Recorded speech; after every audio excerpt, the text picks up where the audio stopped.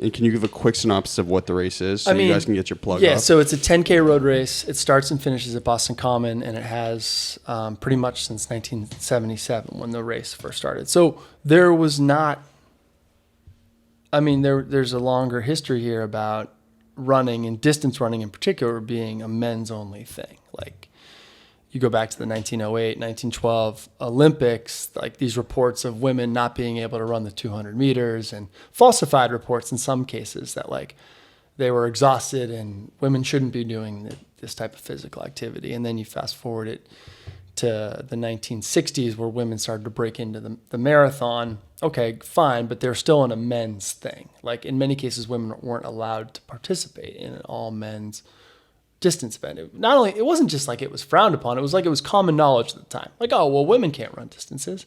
And women were like, actually, we can, and it's totally safe, and we should. Women are like, dude, let's race. And in the 1970s, it really became more common to see women in races all the time. But then in the late 70s, there was going to be a series of races just for women.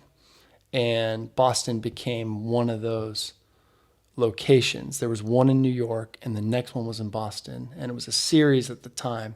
But I think New York and Boston are the only two that have been annually running every year as an all women's race. Now, it's not exclusively women. It's not like we can ban men from the race. But you guys aren't marketing this to men, right? No.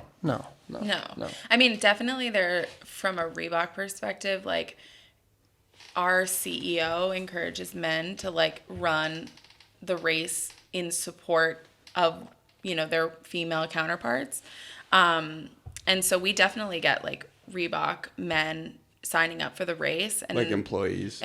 Yeah. So we have, I think, like 150-ish employees running. And, a chunk of those are men.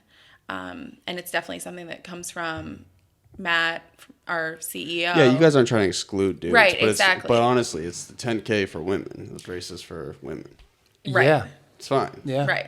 Like if we ran like a podcast race, the race is just for podcast hosts, Yeah, and I don't think like if you finish as the first man and you're like maybe 200th overall, it's not like you're going to get like an award or something. Right. And maybe this is discriminatory. I don't know, but like we don't do anything for the men who run the race. They get a shirt, they get they get a participatory experience, a medal, just like everybody else. What if a man shows up and like goes way too hard and like beats all the women?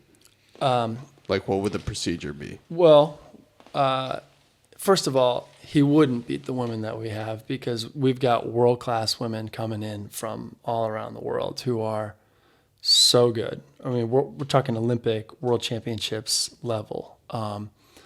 So if you had an Olympian World Championships level man come into the race, yeah, like a Boston Marathon winner type.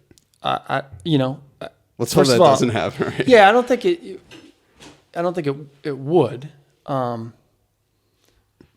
But I don't think it would. But it would. He would be like, why would you? Yeah. Like all of this is just a hypothetical, dude. Yeah. Don't worry. I don't think it's gonna happen. No. I could see myself tackling some guy with like one block. You should clothesline him. It's just not happening. Yeah. But like our presence on site on race day, so like we have a 40x40 tent for that's like a Reebok tent.